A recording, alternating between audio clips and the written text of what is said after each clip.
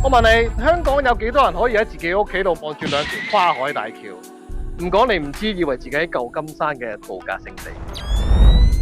過去10幾年，香港西部呢條海岸線上只係起咗5個純獨立洋房嘅項目。最近有個好有實力嘅發展商揾名設計師重新打造呢13間嘅豪宅。今日有幸帶你嚟罕有嘅新樓盤嘉富海灣。必須喺你嚟到25集，今日同大家參觀一個發展商豪華裝修，實用面積2475尺3房2套嘅獨立洋房。呢一層主要客廳，層高3.9米，發展商採用咗白色為主嘅石材，呢度做咗個酒吧區，招呼朋友可以飲下 whisky 同埋紅酒。而呢邊嘅話咧，就發展出咗一個好大型嘅白色石牆為主。可以擺翻個電視機，而呢度咧會有個工人房嘅，裏邊誒有個洗衣房啦，同埋有2張床瞓到2個工人嘅，可以去翻後門倒垃圾。呢度仲會有個客廁添，就唔使上上落落。客廳咧就簡單介紹完，出去睇埋個好誇張嘅花園。全落地玻璃，仲有個弧形窗，睇晒210度嘅海景。呢邊仲可以睇到2條跨海嘅大橋，哇！呢個景觀成幅畫咁，藝術品。出去參觀下個花園先。呢個花園743尺，仲會有個獨立私人泳池俾你做翻個 poolside party。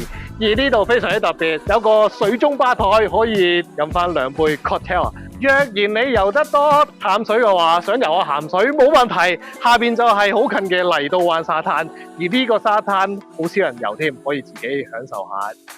住喺獨立屋梗有車庫啦，呢度擺到2架車，後邊發展商仲好細心擺咗啲充電座添。簡單講下交通啦，3-4首歌嘅時間可以到達西九龍嘅高鐵站、ICC 同埋 IFC 機場或者深圳灣口岸返內地。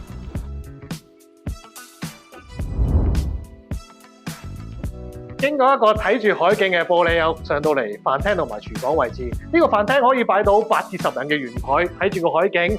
如果你係屋主招呼朋友，絕對唔失禮。若然你朋友玩得夜咁點算呢？呢度有間客房可以招呼下朋友，仲有個客廁添。廚房仲未睇，我哋去參觀埋一個米芝蓮嘅廚房。呢個霧化玻璃係咪好有特色呢？私隱度好高。若然你招呼朋友唔想俾人睇到你個高人煮飯嘅話，就熄咗佢咯。若然你請個廚師翻嚟到會嘅話，朋友想睇嘅話，你又開咗佢咯。好多人都知道我做地產之前係一個廚房佬，門後邊有個雙門嘅 Keganel 嘅雪櫃，而呢度值得一睇嘅係 Made in Italy 叫做 Ulo Casa 嘅米芝蓮烤箱，非常之高級啊！嗱，請個廚師喺度烤個牛扒。哇，幾正！而呢度咧，仲有個 Keganel 嘅洗碗碟機 ，Keganel 嘅煮食爐，而睇住個向南嘅海景煮飯，係咪心曠神怡咧？呢層啊睇完啦，我哋再上去睇埋個房間。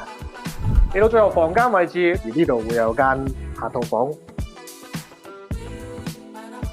我哋最後參觀埋個主人套房，3面落床就緊㗎啦。會有個露台，如果瞓唔着可以同阿女主人喺裏邊談談心，睇住個風景，睇住個海景，非常之舒服。